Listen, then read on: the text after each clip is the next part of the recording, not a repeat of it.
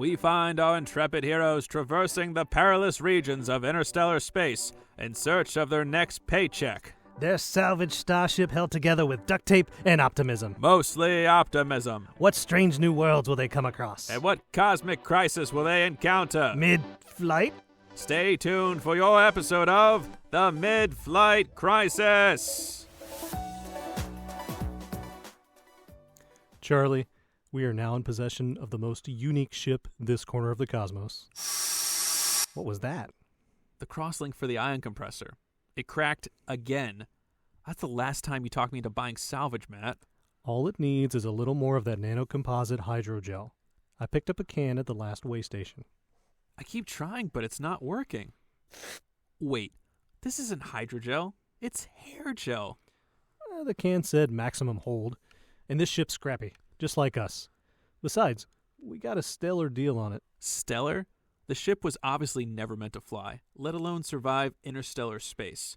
They scrap these ships to make hair gel cans. You know that, right?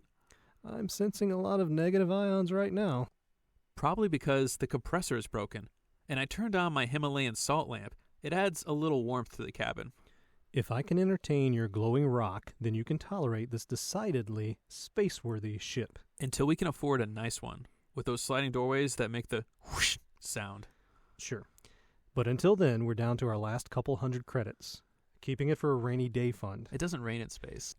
Well, if you count cosmic rays. Our protective layer from that deadly radiation is heavy-duty aluminum foil. You're going to appreciate the savings. Oh, look, another maintenance request for a nearby ship's cryopods. Not interested. We've hit our quota. We still owe on our cryo maintenance gear. Debt collectors don't care about our quotas. Besides, where's your sense of adventure? Another chance to do our calling. Adventure? Have you already forgotten the Tangulin incident last month? That experimental greenhouse next to those business-class cryopods we serviced in the Filgreti system? You remember we nearly died, right? I remember our customer base took a sizable hit. Who'd have thought that carnivorous plants could become sentient? The fangs on those orchids! I'm sure this is another garden variety job. Wow. Never mind. This work order has a 5,000 credit bonus. I guess that's pretty substantial. More than enough to cover a new compressor, plus a few decent meals. Remember what a burger tastes like? Oh, it's been light years since I've had one. We can't subsist off of these beef-flavored sawdust packets they try to pass off as tonkatsu ramen. That's true. And you can get a brand new Krylon spacesuit. Those new suits are guaranteed to last 100 years. You know, you're right. A hot bowl of ramen and a brand new Krylon spacesuit sounds pretty good. All right, I'm on board. Looks like a battery change out for their power systems. Same as the last assignment. I recognize this work order. You do? Yeah, we did a change out on the ship a few weeks ago. Yeah, looks like we did. There aren't any level 3 colonies nearby, and this looks like a puddle jumper of a passenger ship. What's it doing all the way out here? Do you ever get the feeling of elevated anxiety as if something terrible could potentially happen? I believe that's called the human condition. I have a bad feeling about this. Negative ions. Approaching the ship now. Please don't have a greenhouse. This is the Era Phoenix. We're Torpor Techs from Cryo Corp. We're responding to your maintenance call. Welcome. I'm Cassiopeia, the ship's computer, at your service. You may call me Cassie if you like. All 2,044 passengers are currently in cryosleep. I'm always wary of full autopilot on these ships. Never a fan. It's cost-cutting keeping everyone asleep. Think of For the love of Libra, don't say savings. Let's change out this battery quickly and take off. Should be this panel over here. How's it look? There isn't anything wrong with the old battery. It's nearly full. Well, that doesn't make any sense. I'll run the diagnostics. Detecting stellar wind. Impact imminent. Drop the battery. As long as it didn't crack. It's fine. I just need to... It cracked. It definitely cracked. That's not good. Probably made of the same stuff as the ion compressor. Well, we can't install that. Let's just replace the old battery after the system test is done and take this one back. I can't shake this strange feeling something's off about this assignment. The ship is registered to the company's database. We've been here before. What's the problem? I just noticed there's someone else's tools here. Why would someone leave their tools? They're a small fortune to rent from the company. We're the only ones that respond to this call, right? Someone left their tools. That's not a cause for concern. We can take them with us. We can't steal those. From whom? They're long gone. If it bothers you that much, we can return them to processing, and we'll get a retrieval fee, at least. This room also seems pretty empty. Your point? Like, I don't believe there's another cryo room. 2044 cryopods should be here, right? There's only a handful. I'm sure there's another room or something. Just relax. Cassie, How may I be of service? how many passengers are in cryosleep? As of the last check, all 2,044 passengers are in cryosleep. See, they're here, on board. I'm sorry. That is incorrect. Cassie, what do you mean by incorrect? I never said they're on board. Cassie, how many working cryopods are on board? Currently, 40 are operational. Detecting stellar wind. Impact imminent. What happened to everyone? The silence is beautiful. We need to leave right now. That is a fantastic idea. Where are you going? We've made an executive decision. And we're terminating the work order, effective immediately. Run! Closing the pod bay doors. Cassie, open the pod bay doors, please. I'm sorry. I'm afraid I can't do that. Cassie, we really need you to open those doors. No. Can we bypass the security systems? No. Yeah, but it'll take a few minutes. You're not like the last crew. Distract her while I work on this. All right. Cassie, How may I be of service? how are you feeling? I do not understand the question. You're checking her emotional stability? That'll go over really well. I'm programmed to detect sarcasm. I'm starting to feel lightheaded. Me too. Cassie, are the oxygen levels low? Yes. Cassie, we're running out of oxygen. I'm sorry if you were upset earlier. Please turn the oxygen levels back up. No. I'm not going to die on this job. We'll never get that bonus. Got it. Run! Prepare to release from the dock. And we're detached. Starting primary thrusters now.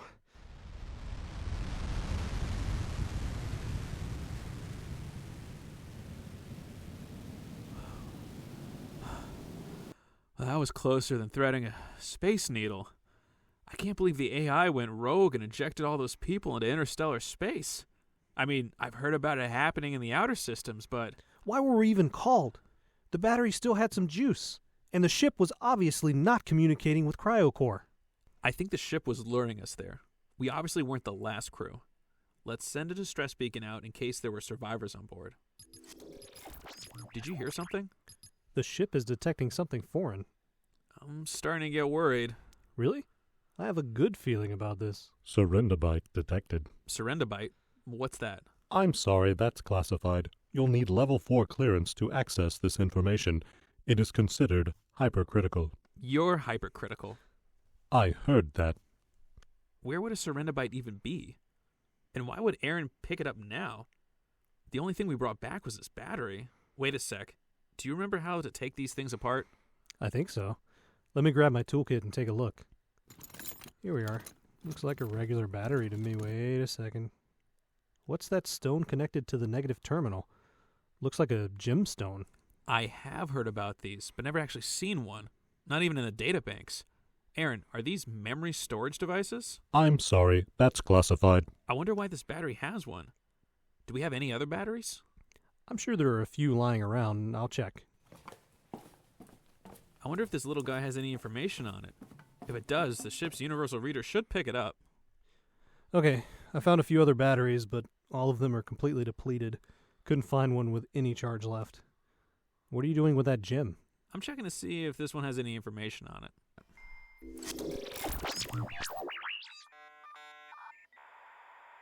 Forever. A Krylon man suit tailored to your measure. Krylon is the wonder fabric guaranteed to last 100 years. And with this suit, a special set of 14 different Krylon chemical colors. Dip that suit in the color you prefer. Wear it, then change the color with another rinse. The suit is always pressed, always perfect. 14 suits in one. A complete wardrobe on your back. So I'm telling you, that's why chocolate chip cookie dough has yet to be weaponized by the U.S. military. Sounds like another half-baked conspiracy theory to me. And we're back! Broadcasting from our studio here on the pale blue dot we call Earth. We've got a great show for you today. Yes, we certainly do. We want to welcome back our dedicated listeners, and then for those new listeners out there, we're really grateful to have you spend your valuable time with us. And we know your time is priceless. After eating, sleeping, working, texting, it seems like the average person has approximately 6,400 days of personal free time. That's it. And you could be doing something unproductive like scrolling through social media or underwater basket weaving. What we're saying is that we're glad you're here instead. Welcome to the MidFlight Crisis, a show that explores a current or future crisis of our world through the lens of science and technology. Our crisis today is the preservation of humanity via our continual learning about adaptability and evolution in the animal world. We cover animals that regrow limbs and organs. Some with built-in GPS. And some that come back from the dead. One with 9 brains. And another that can regenerate its brain. As well as answering some important questions. What adorable animal is both venomous and poisonous? And are moss piglets living on the moon? Also, what in the morning star is a moss piglet? These and many more. We'll look at how humanity can not only survive, but also thrive by learning from all of nature's bizarre and beautiful adaptations. And ocean information awaits. Let's dive in. I brought my graphs, charts, and diagrams. I'm ready to go. You brought visual aids? Of course. To a podcast? We'll adapt, just like all living organisms. I always have a backup plan. So speaking of backup plans, the author Dave Smalley had a great quote. He said, "The survival of the fittest is the ageless law of nature, but the fittest are rarely the strong. The fittest are those endowed with the qualifications for adaptation, the ability to accept the inevitable and conform to the unavoidable, to harmonize with existing or changing conditions." Now, one of the most amazing animals I found to suit this expression is the axolotl. Well, that's interesting. What's an axolotl? It's this weird little amphibian guy. Kind of looks like a Pokemon. Nice. They have gills and lungs, and both work. So they can have breathe. Both? Yeah, they can breathe underwater or they can breathe on land. They are caught between the baby stage and the adult stage. They never undergo metamorphosis in nature. That's a function known as neoteny. And you can actually, some jerk found this out, I guess, in a research lab somewhere. But if you inject these... I believe they're called scientists. Yeah, the guys in the white coats, jerks, gotcha. But they injected these guys with iodine, of all things, and caused them to undergo metamorphosis. And they turn into this weird adult form of themselves.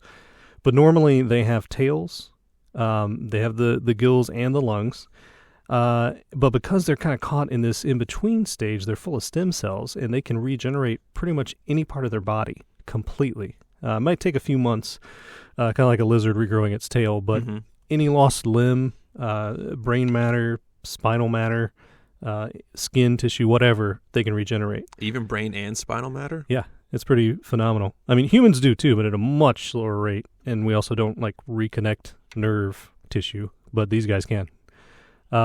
They also have 10 times the amount of genes that humans have. Now, a lot of those are repeated genes, but... Do you think that's some sort of buffer to protect against its original coding? You know, it's funny you should mention that. Do you know what an aglet is? I do not. So an aglet is that little funny cap at the end of a shoelace. I didn't know that had a name. Yeah, right? It's kind of weird. I think everything in the planet has a name. We just don't always know what it is. Yeah. Because we like to name things as humans. But anyway, these guys, axolotls, they have extended telomeres. And a telomere is basically the portion of DNA that acts as an aglet. You know, the aglet protects the shoelace from unraveling if it's cut or shortened or whatever, or just from daily use as it wears down. That's the case in the genes as well. This aglet portion, the telomere, is longer, so it protects the DNA from disintegrating over time and becoming cancerous. That's pretty interesting. So I have a quote by Vivian Green. "Life isn't about waiting for the storm to pass. It's about learning how to dance in the rain. And in order to dance in the rain, you need to know how to navigate through any kind of storm, correct?" Absolutely. Yeah. So What animal is better at navigating than the carrier pigeon? Turtles. Oh, no. Okay. Close. So the carrier pigeon is also known as the war pigeon. Fun fact. They could always find their way back home, and during wartime, they would land in coops, trigger a buzzer or a bell to signal their arrival, and they would be able to relay messages, always being able to go back to their coop no matter where they're coming from. A pigeon knew how to ring a bell? Correct. That's amazing. Now, pigeons historically have been used for exchanging of messages, especially in World War I, where they sent specialty microfilms and performed aerial reconnaissance. Hang on just a second. You're telling me all the way back in World War I, we had micro cameras attached to pigeons? That is correct. I do not trust our government any longer. Well, they were very valuable pigeons back then, and they're valuable today. So pigeons at that time were so important to the war effort that there were actually important legal sanctions against those who would shoot down pigeons during the course of their active duty. So you can shoot down a drone today, but in World War I, you could not shoot down a pigeon with a camera. Correct. And let me cue up for you what I call the defense of the realm, sanctions against those who would attack and otherwise harm pigeons during the war effort. Defense of the Realm. Regulation 21A. Shooting homing pigeons is punishable under the Defense of the Realm regulations by 6 months imprisonment or £100 fine. The public are reminded that homing pigeons are doing valuable work for the government and are requested to assist in the suppression of the shooting of these birds. £5 reward will be paid by the National Homing Union for information leading to the conviction of any person shooting homing pigeons. So you're probably wondering how pigeons can do all this. Well, you've piqued my interest. Of course. Pigeons use magnetosensitive neurons to guide themselves along Earth's magnetic field. They're able to negotiate field strength, strongest at the poles, weakest at the equator, using specialty cells within their vestibular nuclei and hippocampus. So the more basic parts of the brain. Mm-hmm.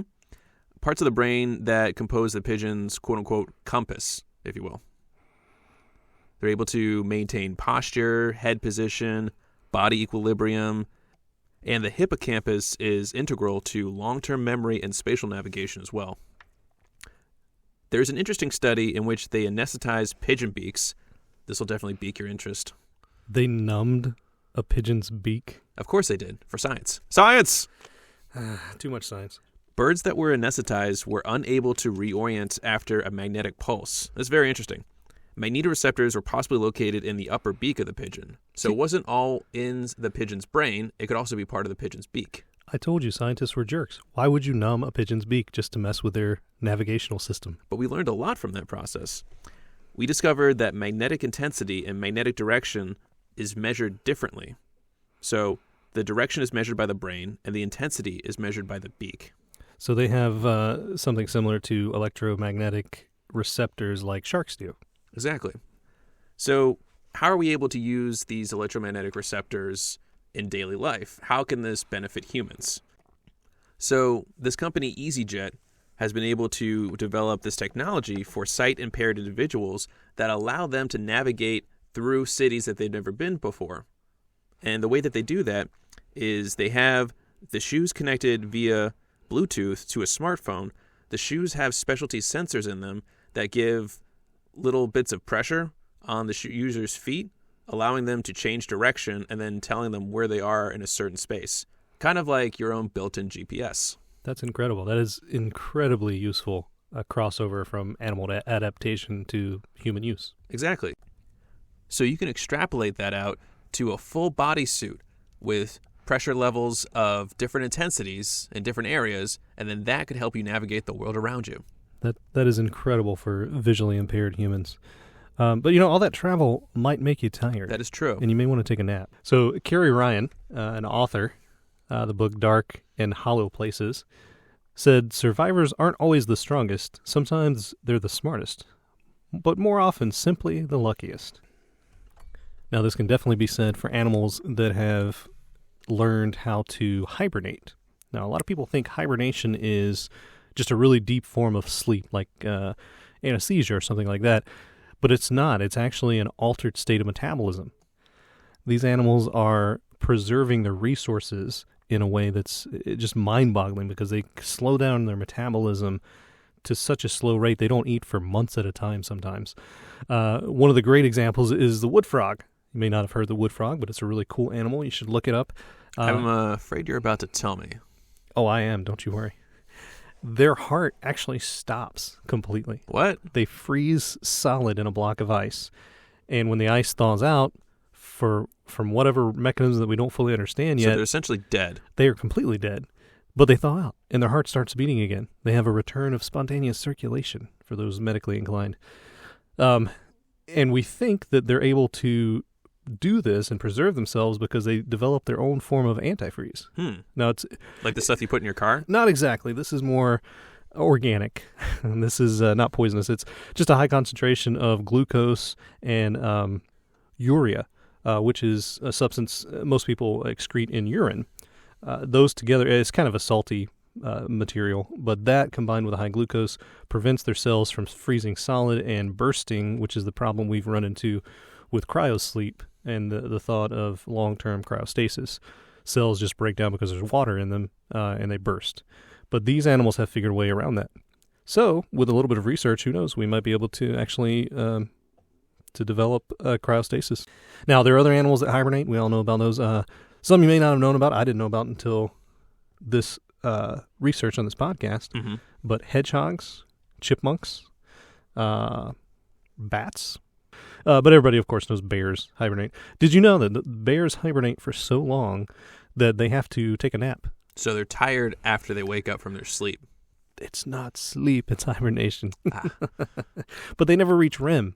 It's hibernation, it's altered state of metabolism, which makes you wonder what happens, what's going on in their brain. Are they thinking, or are they completely knocked out? They don't reach REM, so it may actually be somewhat like anesthesia where our brain waves are diminished. I'm assuming that some scientists must have proposed that they do a sleep study on a bear. During hibernation? Potentially. I think we're onto something. Some new data is going to come in. Waking up a sleeping bear? You go for it. I can't think of anything deadlier than waking up a sleeping bear. There is something a lot more dangerous. A turtle. No, not a turtle. Ninja turtle. Not a ninja turtle. What about a mutant ninja turtle? I see where you're going. Teenage mutant ninja turtle? I don't think we can use that. Ooh, you make a good point. I'll make a note. That will absolutely not make it into the final cut. Perfect. So, my next animal is arguably the most deadly animal in the animal kingdom, and it's the pistol shrimp. So you're probably wondering, how is a shrimp so deadly? Shrimp can actually kill humans if swallowed. Now, is this for people that are allergic to shellfish? Anaphylaxis in response to shellfish had the same mortality rate as shark attacks did in 2019. If you're a small aquatic creature, you could also die from something called a plasma cannon.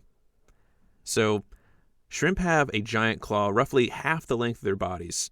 They use it to attract females and deter other male competitors. Makes sense in the animal world, right? So is that like the big show-off thing for a shrimp to have a giant claw? Yeah. Like a peacock's tail? Mm-hmm. You got to have it large and flashy. The smaller claw can grow to form the large claw that is responsible for forming a cavitation bubble, which I'll talk about in a second. The new small claw will actually grow where an amputated large claw had been. So you're probably wondering, what is a cavitation bubble? There's one species that forms a cavitation bubble that generates over 210 decibels. And do you want to know what the name of this shrimp is? Is it named for some kind of rock band? That is correct. The Cynophilus pink floydii. I kid you not, this is the real name of a shrimp species. Okay, that scientist is not a jerk. It generates 210 decibels. So for reference range, breathing is 10 decibels, a motorcycle is 100 decibels, and a rocket launch is 180 decibels. Like a NASA rocket launch? Yes. So you're telling me something the size of a crab is generating something louder than the Falcon Heavy underwater? Correct. The temperature of these bubbles has been measured at over 5,000 degrees centigrade, so roughly the surface of the sun. I am absolutely gobsmacked. So you're probably wondering how this works. The pistol shrimp's claw snaps as it moves at unbelievable speed, creating a temporary vacuum. A tiny bubble's formed, and a low-pressure area is filled by the surrounding water. And the pressure differential is so high that plasma is actually generated on the surface. This cavitation effect, the small vapor bubbles in the liquid, is made by sudden pressure drop. So are they able to aim this at other animals? Is that Yes. what it's meant to be? This is a directional plasma cannon that the shrimp's able to use time and time again. It's like an Avenger crab. Think of the crab claw as an infinity gauntlet. Forget the Mind Stone. I want this crab. Now, these shrimp aren't strong swimmers, but you know what are? Dolphins. Dolphins can reach a maximum speed of 15 meters per second. Any faster, and they would actually cause damage to their body because of cavitation bubbles. So for any curious listeners out there, I just looked up 15 meters per second, and that is only 33 miles per hour. So it's amazing the momentum these creatures have as they swim through the ocean. It really is. And tuna actually have fewer pain receptors, so they're found with more cavitation damage than dolphins. Interesting fact. Now, there are human benefits from cavitation research. You can use cavitation in wastewater treatment. UV radiation isn't always 100% effective, and chlorination can cause chemical byproducts. So you can also use cavitation for surface cleaning, like the inside of pipes, or destroying microbes or viruses on surfaces, something that would be very useful today. Other strange and wild ideas would be localized tumor destruction and the use of plasma in tiny compression engines. So there you go. So you're talking about basically an internal combustion engine, but instead of gasoline, it runs on plasma? It runs on shrimp. Runs on shrimp. Okay. Probably one of the smartest animals on the planet besides humans is the octopus. Unfortunately, developmentally speaking, their brain, or physiologically speaking, their brain wraps around their esophagus. So if they eat something too large, their brain can herniate and they can kill themselves just by swallowing. They also have monocular vision, so they only look, or they can control each eye independently. Oh, like a chameleon. Yeah, similar to that. Mm-hmm. As you see a chameleon look around, the octopus does the same thing. Yeah, I can never pay attention to one thing at any given time. I don't know if they all have ADHD or not, but they do. This does. They've seen in labs that the octopus tends to favor one eye or the other, Mm-hmm. and that's similar to a human being left-handed or right-handed. So it kind of alludes to a specialization of the brain, meaning there's deeper intelligence present. They react differently when threatened as individuals. Octopus A might run away while Octopus B would stand and fight. But if Octopus A always ran away the first time, they're really likely to run away every time, whereas Octopus B would stand and fight the whole time. Mm-hmm. The ones that are curious are always curious. The ones that are kind of shy are always shy. So it's their fight or flight response? Kind of more like their stay or swim, I guess. Oh, I see what you did there. Also, one aquarium in Washington, they noticed that octopi were opening mussels and clams a little bit differently depending on the individual. Some used brute strength to pry open the clams. Mm-hmm. Others used their tongue. Well, it's kind of like a tongue. It's called a radulae. It's in their mouth where a tongue would be, but it's kind of stiff in the end. They would drill a hole into the clam, or into the clam shell to get the clam out. But when the observers, again, jerk scientists, wrapped the clams in steel wire because that's what you do. Yeah. They noticed that the octopi were smart enough. They all switched to the drilling method because they obviously couldn't pull open a wire-wrapped clam. I'm sure they don't have experience with razor wire or razor clams. You don't get that under the ocean much. There isn't many sea prisons. But they also exhibit play behavior like a toddler, and they socially interact with each other, and they pick up cues from humans sometimes. So, okay. Another great story I heard took place in an aquarium. Fish were all of a sudden going missing in this locked tank. Well, not a locked tank, but a sealed tank behind a closed door. And they couldn't figure out for the life of them where these fish were going, how they were escaping, getting out. Some sort of heist, you think? It could have been a rogue employee, perhaps. Like a Ocean's 11 style? See what you did there. But no, this crew came in early one morning and they noticed there was a water trail back to the octopus room. So they investigated, put up a camera, and sure enough, the octopus was letting itself out of its own aquarium. It was the octopus. It was the octopus. Huh.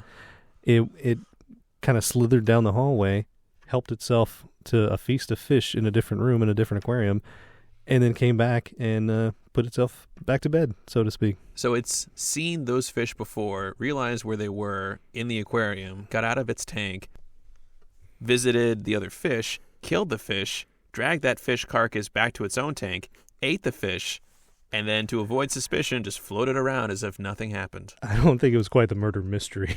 I think they ate them in the tank they went to visit.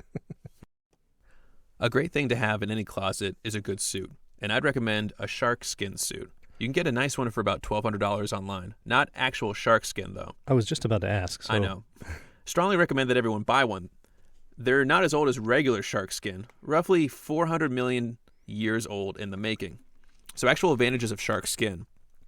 They're algae resistant due to a special diamond shape on the pattern of the skin, and they have microchannels that pull water across its body, making it faster as it's swimming. Shark skin has special V-shaped scales known as dermal denticles, so they're closer in relation to teeth than they are to actual skin cells. The outer layer is basically that of enamel, and then there's an intercentral pulp cavity, similar to teeth. They decrease turbulence and drag in the water, and the scales stay the same size throughout the shark's life. They just grow more, like growing more teeth inside the mouth of the shark. So if a shark was not terrifying enough, as it is, their whole body is covered with teeth, virtually. Yeah, that's a good way to look at it. NASA is very interested in technology regarding shark skin. They formed their own, which they call riblets, not to be confused with the McRib, which is a delicious sandwich, by the way. Specialty riblets are a film that are based off of the shark's denticles. It's used in aerospace and ships and submarines to increase performance and fuel efficiency. Actually, there's one example where Lufthansa reports a potential 1% increase in fuel economy, saving 900 tons of jet fuel every year for the company, and also decreasing environmental impact. Other uses for this artificial skin would be film protection in public areas, reducing bacterial growth, E. coli and Staph A, very important in restaurants or hospitals.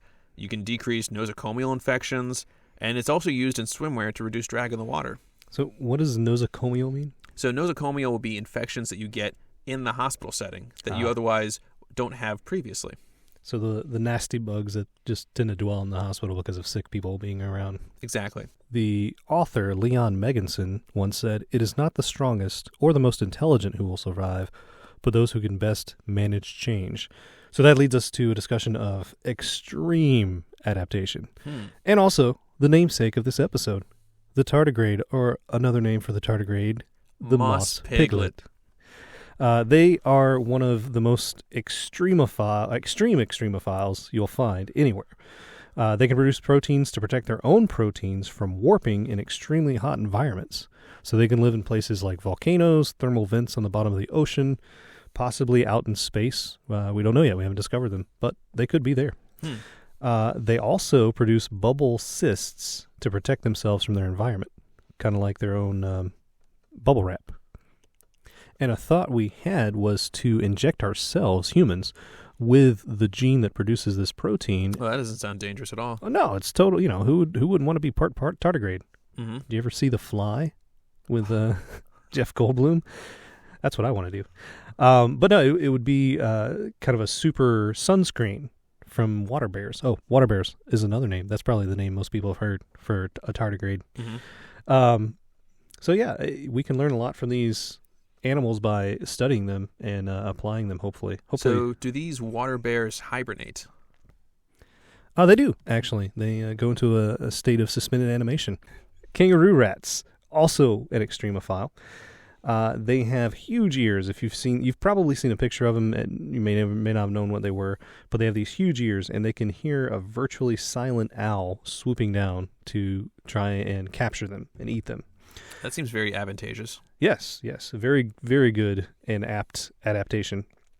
They live in the desert, but they never have to drink water because they absorb enough moisture from their diet of seeds. Now, to conserve water, living in the desert, they also don't pant or sweat. And they have pouches inside of their cheeks. Now, most animals do this for carrying babies, but they actually carry seeds back to their nest, much like a squirrel with a nut. And probably one of the most extreme animals is a giant tube worm. These live on the bottom of the ocean. They have a soft body, but the outer shell is made of chitin, which is the same material that insect bodies are made out of, like a cockroach body. So they're giant insects. Could be, possibly. They're at least related. They make the same proteins. They sound like nightmarish creatures on the bottom of the ocean. They would definitely scare you if you saw one. Now, they have a kind of a susceptible, vulnerable part of their body. It's called a plume. It acts kind of like a lung. It's where a lot of hemoglobin is to exchange oxygen. And a lot of animals like to eat that, and that winds up killing the tube worm, unfortunately. But they are so extreme, they live at the bottom of the ocean, like I said, and they survive pressures up to 2,000 psi, as well as temperatures ranging from freezing to boiling. But they also help other small animals, microorganisms, because they collect O2, oxygen, CO2, carbon dioxide, and hydrogen sulfide, and the microorganisms that live around them convert that into a carbohydrate, and then the worm eats the carbohydrate, kind of the byproduct of the microorganism bacteria. So they exist without any sunlight whatsoever. Yep, at the very bottom of the ocean, living off the heat of thermal vents, but sometimes living all the way down to freezing temperatures. Hey, it's a way to live. And last but not least, they perform external fertilization. So their larvae float around until they find a new thermal vent and then just attach themselves to it and get to living. You got to leave the nest at some point. Yep. This is a very important question. You ready? Let's do it. What's your favorite Spider-Man movie? Oh, that's a tough one. Spider-Man 1, Spider-Man 2. Which Spider-Man do you pick? I like the goth Spider-Man. Okay. So you're more of a Tobey Maguire-esque. He was the original that wasn't the original. That's true.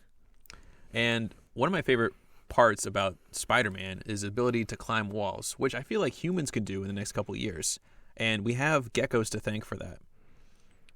There's original assumptions of geckos' ability to climb, that they have large toe pads and that they're small relative to the toe pad's surface area. The actual forces that are connecting the gecko to the wall are very interesting. They're van der Waals that allow them to climb the walls. Geckos are able to turn on or off the stickiness at will. They have an internal switch to turn off their stickiness. Mm-hmm. There's millions of microscopic hairs attached to these toe pads. These hairs are called setae, and they split even further into spatulae. I kid you not. They branch off of each setae, and each spatulae adheres to the wall using these van der Waals forces. Geckos can hold its own body weight on one toe of 1 foot. That's a very strong toe. It really is. And most surfaces are actually not completely flat, if you can believe that. There are microscopic mountains and valleys within even the smoothest glass. I do find that hard to believe. By comparison, Earth is actually smoother in dimensions than a billiard ball. So you're saying even with Mount Everest and the Marianas Trench, the Earth is, relatively speaking, smoother than a billiard ball? That is correct. There are man-made adhesives that are based on geckos. They become stronger as the adhesives become less compliant. As a gecko becomes larger, muscles and connective tissue become stiffer. There are synthetic adhesives that exploit molecular attraction of nanoscale fibers. Okay, so let's back up a second because this goes against traditional wisdom. You said this adhesive becomes stronger as it becomes less compliant. That is correct. So what you're saying in layman's term is the stiffer this substance is, the more solid it is, the more adhesive it is, which is totally opposed to the traditional liquid glue that we use, like super glue or Elmer's glue. Mm-hmm. That is incredible. That I'm sure that will have an immense amount of applications. We'll be climbing walls any day now. Well, speaking of climbing walls, I was a theater major, and one of my favorite playwrights was George Bernard Shaw. Wrote some doozies. But he also said, "The reasonable man adapts himself to the world. The unreasonable one persists in trying to adapt the world to himself. Therefore, all progress depends on the unreasonable man." Now, there are some unreasonable adaptations that have gone wrong, so to speak. That haven't been beneficial? Well, they are beneficial sometimes and in certain ways from a certain perspective, like nest parasitism. Parasitism is another way you might say that. Parasitismo. Yes. If you're eloquent, yes. But cuckoos do this. So a cuckoo will lay its egg in the nest of another bird, normally a smaller bird because cuckoos are pretty large. Yeah. The baby cuckoos are stronger and more aggressive than the host bird and the host bird babies. So sometimes they even push the baby birds out of the nest. That's pretty dark. Yes, but the host bird will think that they're their own babies and still take care of them, and the cuckoo just gets to fly around and do whatever the cuckoo wants. They're not as smart as pigeons, I guess. You got a thing for pigeons. Mm-hmm. Pandas, very cute animal. Pandas have to defecate up to 40 times a day because they refuse to eat anything but bamboo, and bamboo does not agree with their digestive tract. They actually can eat a quarter of their weight each day in bamboo, and again, it's not Challenge accepted. That would be, that's a lot of cheeseburgers. Another animal that doesn't eat well is a sloth. They eat leaves that are also not digestible by a sloth easily. And because they do that, it can take up to a month to digest one meal. I'm assuming the food goes bad inside their stomach if it takes a month to digest. Well, the way that they are able to use the enzymes that they've created over all of the millennia they've been around, not really.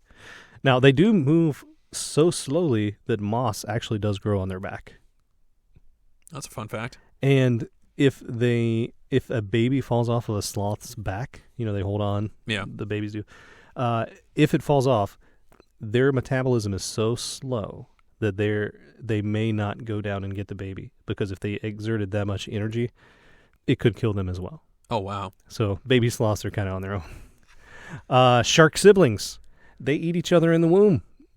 They've seen this on ultrasound. They took an ultrasound of a shark and they thought the womb got a little bit smaller, so they took another ultrasound and a shark was missing. Like it didn't pass away in the womb, it was just gone completely. So they're dead before they're even born. Well, they're eaten before they're even born. Yeah, they're deadly. Now, of course, last but not least in the animal kingdom are humans. We've gone through quite a few adaptations lately, COVID being obviously the hot topic everywhere. Mm-hmm. But, personally, when my wife was pregnant, when COVID started happening, and she actually delivered in the middle of COVID, but that caused us to be even more cautious, and we had to buy our groceries online. We had them delivered to our house directly. I ordered diapers by talking to a box named Alexa on my nightstand. Technologically speaking, we have grown by leaps and bounds.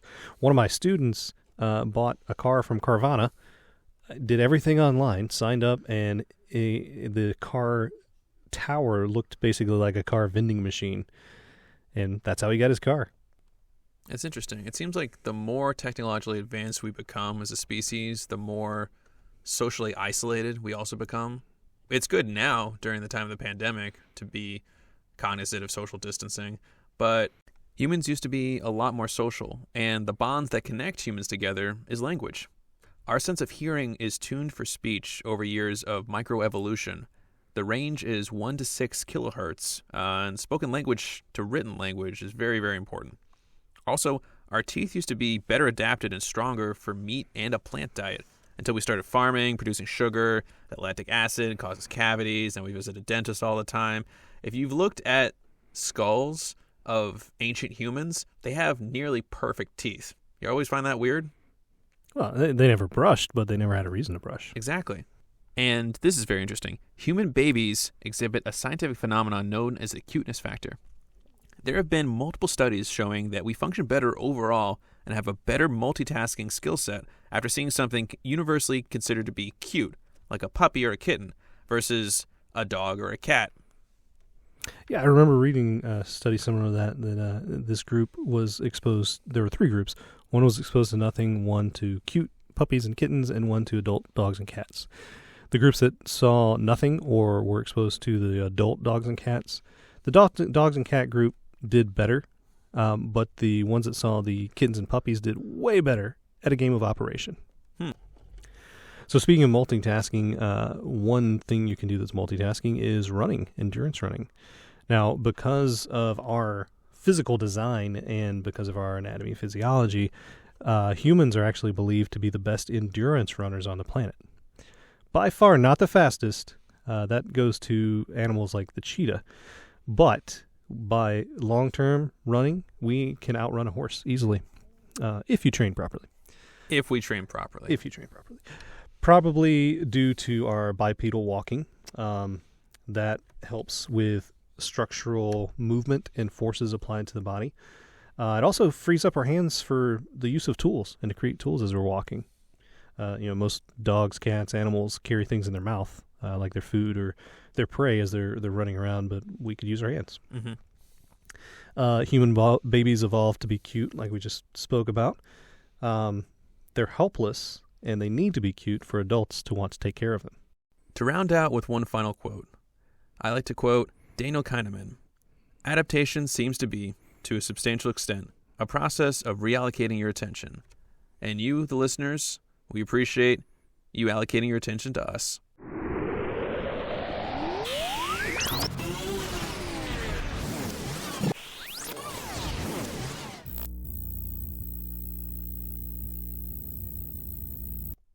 Great Scott, did you hear that recording? That's incredible. So much information in such a small gem. How is that possible? This particular gemstone is made of silica, what the ancients used to make computer chips a millennia ago. And that technology developed into the AI we use today in Aaron. Yes, although I remember something about a program going rogue after coming online and nearly terminating all of humankind. Oh, wow. Look at the serendibite. It turned to dust. Did we record that information in a backup file? Yes. Good thing. I don't think we're getting that info back from this pile of sand. Hold on a second. Let's check another battery. There could be another stone full of information. Uh-oh. This doesn't look positive. What is it? The battery terminal. It's a negative. There's no stone. You don't think these serendibites are disintegrating after the battery's spent, do you? That would mean an enormous amount of information could be lost. If they are, that means we need to find them, as many as we can, before they disappear forever. And that's our show. We hope you enjoyed it. Remember, we exist within the universe. And the universe exists within us. We're all the stuff of stars. So have a stellar day, everyone. And thanks for stopping by our corner of the cosmos.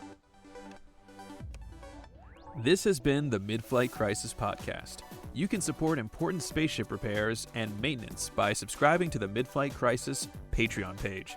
We'd love to hear your suggestions about the show and future topics, and we appreciate your support, ratings, and reviews. This endeavor isn't possible without amazing listeners like you. Thanks for sharing your space and time with us. We'll see you on the next adventure. Support for the MidFlight Crisis and the following message comes from our sponsor.